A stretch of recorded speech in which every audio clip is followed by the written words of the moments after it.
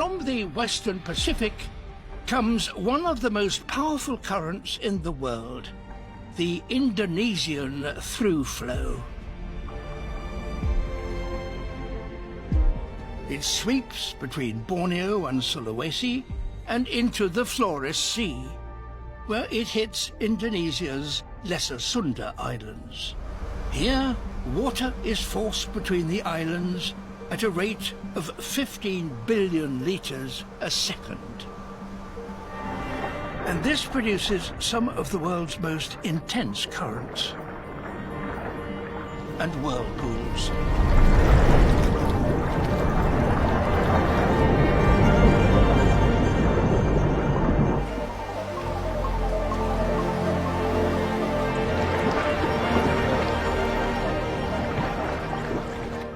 Off the island of Komodo, the water is funneled into fast-flowing torrents which concentrate the plankton it carries,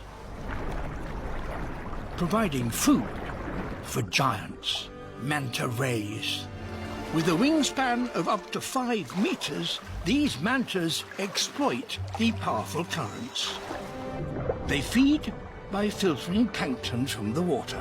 Such a feast makes this an excellent place to produce young. When the adults need a break, they head off for a bit of pampering. Out of the main flow are cleaning stations, staffed by hundreds of butterfly fish. The cleaners remove parasites and dead skin and get a meal in exchange for their services. And the mantas get a welcome break from the ripping currents. Refreshed, they can go back to feeding.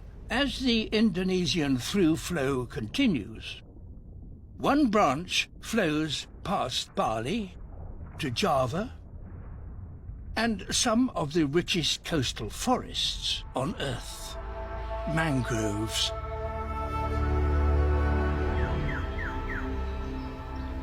These are places where nothing is as you might expect.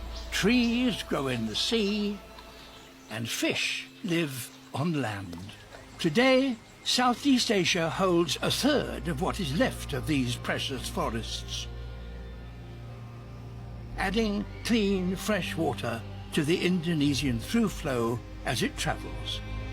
Sweeping away from Indonesia, the current heads west across the vast Indian Ocean, carrying with it a whole host of drifters. And some objects provide entertainment for one of Asia's giants. A baby sperm whale plays with a mangrove seed, so practicing his coordination. He produces pulses of high-frequency sound from his large head, sonar that will eventually enable him to locate prey in the black depths. And zeroing in on a tiny seed is great practice for doing so. When you're as big as this, grabbing something the size of a pencil is not easy. With play over, it's time to get back to the family.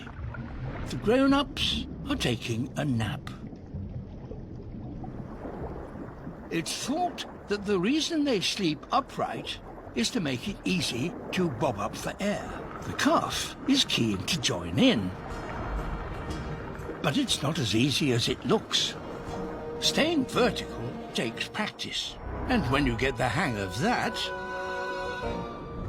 the next challenge is buoyancy. The adults tenderly correct his mistakes.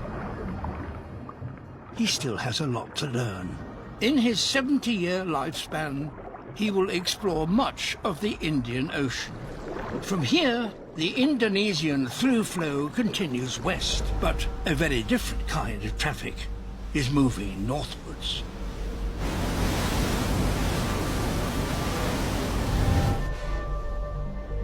Shipping. Major international cargo lanes run from the Indian Ocean into the Red Sea which divides Asia from Africa. At its northern end is the Suez Canal. 1/3 of the world's container freight travels along it and emerges into the Mediterranean, one of the planet's most polluted seas.